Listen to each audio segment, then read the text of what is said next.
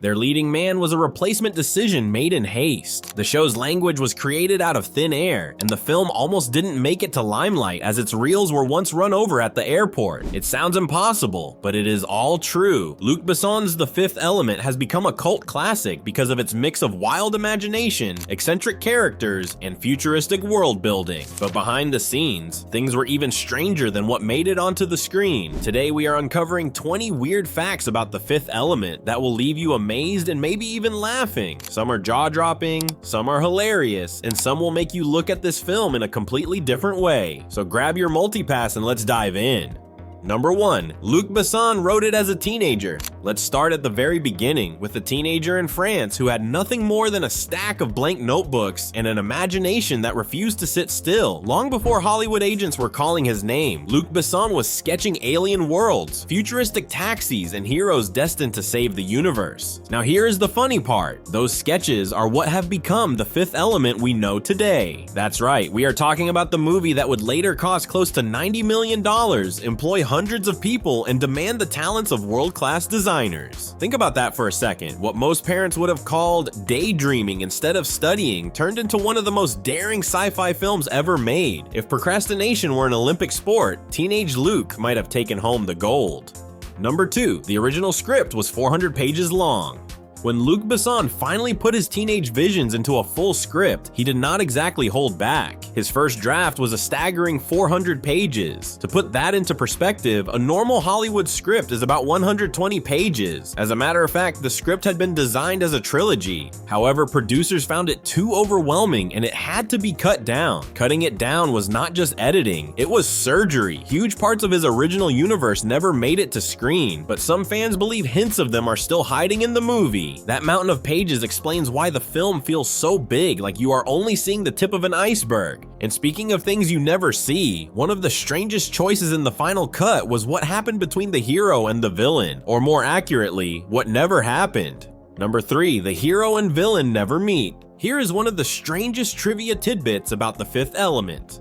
Despite being the movie's hero and villain, Bruce Willis and Gary Oldman never actually met on set, not once. Their characters never interact in the story, and their filming schedules never overlapped. To this day, both actors joke about being in the same movie without ever sharing a scene together. It is like making a buddy cop film where the cops only communicate through voicemail. This odd fact only adds to the quirky legacy of the movie. And here is the ironic part. While the villain and hero avoided each other on screen, one major Hollywood star avoided the whole movie entirely. He was offered the lead role, but decided it was just too weird. Number 4. Mel Gibson almost played Korben Dallas. Yes, believe it or not, Mel Gibson was Luc Besson's first choice for the role of Korben Dallas. This was right after his Braveheart success, when Gibson could basically pick any project he wanted. He read the script and passed, calling it too unusual. Yes, that was from the same man who once played a talking beaver puppet. Well, thanks to Gibson's rejection, Bruce Willis was able to step into his destiny, bringing a wisecracking everyman charm that fit perfectly. And while Gibson walked away, Willis stepped in, but Willis was not just a replacement, he was a gift to the film. Number 5. Milla Jovovich learned a whole new language. In the movie, Lilu's lines might sound like someone scrambling for Wi-Fi, but do you know that they are actually part of a full-blown made-up language? Luc Besson created it from scratch, complete with grammar, vocabulary, and structure. Not only did Milla Jovovich memorize around 400 words, she got so good at it that she and Besson could chat fluently in this alien tongue. Imagine overhearing them in the lunch line. Everyone else is ordering chicken, and they are debating the fate of the universe in a language no one else understands. It was absurd, but it worked. Jovovich delivered those lines with such seriousness that fans believed every syllable, even if they had no clue what it meant. And just when you thought speaking space gibberish was her biggest challenge, the opera scene came along and nearly broke the sound barrier. Number 6. The diva dance was considered impossible. When the diva steps on stage and delivers her mind-bending aria, it is not just a vocal performance, it is basically vocal gymnastics. Composer Eric Serra wrote the song with notes so high and quick that no human could actually sing them in one go. The recording had to be chopped, edited, and sewn back together like musical Frankenstein. As a result, audiences were left with jaws on the floor, wondering if opera had just been beamed in from another galaxy. The diva's futuristic song became one of the most memorable moments in sci-fi cinema, and while the music was dazzling, something far less glamorous was happening with Lilu's bright orange hair. Number 7. Lilu's hair almost fell out. Lilu's fiery hair is one of the movie's most unforgettable visuals, but beauty, as they say, comes at a price. To get that glowing orange shade, Milla Jovovich's hair was bleached over and over again until it turned into something resembling crunchy ramen noodles. At one point, it was falling out so badly she had to wear wigs. If you watch closely, you might notice her hair magically changing textures from scene to scene. The costume and makeup crew scrambled like hairstylists at a fashion show just to keep her looking consistent. In the end, it worked. Lilu's look became iconic, even if the process nearly left her bald. And speaking of unforgettable looks, the mastermind behind every outrageous outfit in the movie was no ordinary designer. Number 8. Jean-Paul Gaultier designed over 900 costumes. When it comes to futuristic fashion, The Fifth Element went all out. Who else could make Bruce Willis look cool in an orange tank top, or Chris Tucker strut around in leopard print like he was born in it? Enter Jean-Paul Gaultier, one of the world's most eccentric fashion designers. He personally oversaw over 900 costumes for the film, which meant even background extras were strutting around in high-fashion spacewear. Rumor has it he would sometimes stop filming just to fix the hemline on a random waiter in the background. That obsessive dedication gave the film its bold, cartoon-like style, and while the costumes stole the spotlight, one actor was not lured in by the glitz at all. In fact, he joined the movie for a completely different reason. Number 9. Gary Oldman took the role as a favor. Gary Oldman's villain Zorg is one of the strangest bad guys ever to hit the screen. He has a southern accent, a weird plastic haircut, and a fashion sense that screams evil meets retro chic. You would think Oldman loved the script, but the truth is, he did not. He admitted later that he did the movie as a personal favor to Luc Besson, who had helped him with an earlier project. Imagine that. One of the most memorable villains in science fiction history happened because Gary Oldman was basically being a good friend. However, he still delivered a performance that fans quote decades later. Meanwhile, on the hero side of things, Bruce Willis made a surprising sacrifice of his own. Number 10. Bruce Willis took a pay cut. In the 1990s, Bruce Willis was Hollywood royalty, pulling in some of the highest paychecks in the business. But for The Fifth Element, he shocked everyone by lowering his usual fee. Why? Because he believed in the project. His decision helped secure the financing to keep the movie alive. Think about it. John McClane himself willingly gave up millions just so Luc Besson's wild space opera could exist. That is dedication. His sacrifice showed he was not just there to cash a check, but to be part of something special. And thanks to Willis and a few others, the movie ended up looking like a comic book come to life. Number 11. The visual style came from French comic artists.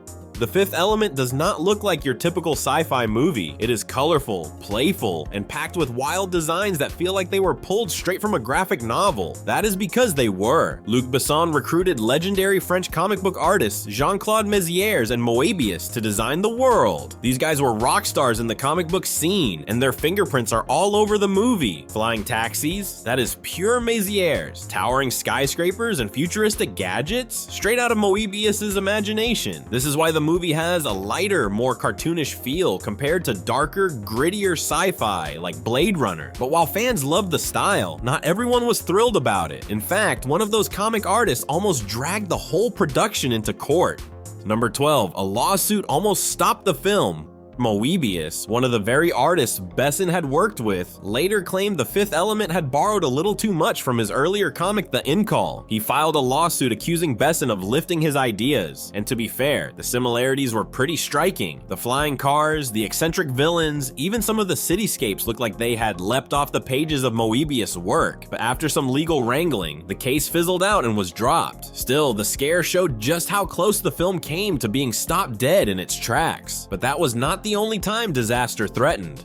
Number 13. The film reels were dropped at LAX. Imagine spending years and millions of dollars creating a sci-fi epic, only for it to nearly get destroyed by a baggage handler at the airport. That is exactly what happened when the finished film reels arrived at Los Angeles International Airport. A cart rolled right over them, crushing the cans like soda lids. For a few horrifying hours, the studio thought the only copy of The Fifth Element had been ruined before anyone had even seen it.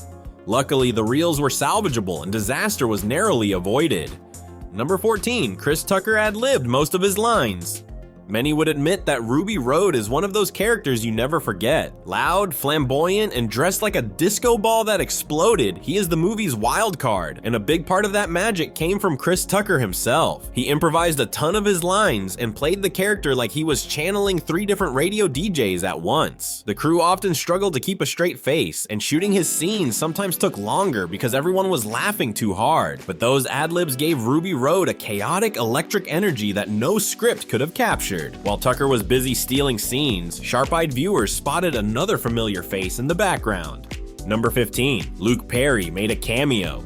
Before the flying cars and alien languages took over the story, The Fifth Element opened with an ancient Egypt scene, and right there, sketching the ruins and looking very out of place, was none other than Luke Perry. At the time, Perry was still one of television's biggest stars thanks to Beverly Hills 90210. His role in the movie was small and blink and you miss it, but it gave audiences a fun surprise. Number 16. The Egypt scenes were filmed in Mauritania. Although the movie begins in ancient Egypt, the cameras never actually set foot there. Instead, the crew traveled to Mauritania in West Africa. The desert landscapes provided the same sweeping, mystical look without the headaches of filming in crowded Egyptian tourist hotspots. Mauritania offered wide-open dunes and a kind of untouched atmosphere that added to the film's sense of mystery. It was a clever move that made audiences believe they were looking at Egypt while actually standing thousands of miles away. But the setting was only one part of the film's daring choices. The budget was another, and it broke records. Number 17. It was the most expensive European film ever made. When The Fifth Element went into production, the budget ballooned to around $90 million, making it the most expensive European film ever produced at the time. To put that in perspective, this was the kind of money normally reserved for Hollywood blockbusters, not French directors with a teenage dream and a love for comic books. It was a massive gamble. If the movie had flopped, it could have sunk Luc Besson's career faster than Zorg losing his pet cockroaches. But instead, the film raked in more than $260 million worldwide. It did not blow up the US box office right away, but over time it earned cult classic status. And while the budget was sky high, some of the costumes were so heavy they nearly crushed the actors wearing them.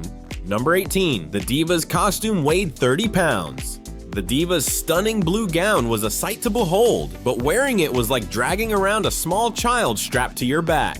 Actress Mai Wen, who played the alien opera singer, had to haul around 30 pounds of fabric and rubber every time she stepped on set. Walking was a struggle, and dancing was nearly impossible. Filming her big performance took much longer than expected simply because the dress fought against her every move. Still, the effort was worth it. That shimmering, impossible gown helped make the Diva's aria one of the most unforgettable sequences in science fiction history. Now, here's where things get more interesting. Number 19. Luc Besson married Mila Jovovich. As if directing one of the strangest sci-fi movies of the 90s was not enough, Luc Besson managed to turn the set into a love story of its own. During production, he fell head over heels for his leading lady, Mila Jovovich. Their connection grew while practicing scenes together, creating a new alien language, and filming some of the movie's most intense scenes. By the time the credits rolled, they were more than just director and actress. In 1997, the same year The Fifth Element was released, the two tied the knot. However, the romance was short-lived, lasting only 2 years before they split, but it added another bizarre twist to the film's legacy. When people talk about the movie's wild costumes, surreal worlds, and outrageous characters, this behind-the-scenes wedding always sneaks into the conversation. In its own way, it became the film's unofficial 21st weird fact. Number 20. Current wife and future wife on the same set. It might be hard to believe, but while love was quietly brewing between Luc Besson and Mila Jovovich, there was another special spectator watching it all unfold in real time. We are talking about his wife at the time, Mai Wen Lebesco. Yes, the very same Mai Wen who dazzled audiences as the alien diva Plava Laguna, the blue-skinned opera singer with a voice that seemed not of this world. Behind the camera, she was Besson's spouse. On camera, she gave one of the most jaw-dropping performances in the movie. Audiences marveled at her operatic scenes, scene, but in the background, her own marriage was crumbling in 3D. Imagine hitting impossibly high notes on stage while watching your director husband slowly fall for the woman who would replace you at home. That is not just acting, that is emotional endurance on another level. The irony is almost cinematic itself. The diva was portrayed as fragile yet powerful, a character who helped unlock the Supreme Being's destiny. Meanwhile, Maïwen was proving her own strength, giving a flawless performance while her personal life was falling apart. Well, let's just say the real drama of The Fifth Element was not happening in the futuristic skyscrapers of New York, but right there on set. So there you have it, 20 strange and fascinating facts about The Fifth Element. Which fact shocked you most? Share your thoughts, subscribe for more stories, and stay tuned for the next deep dive.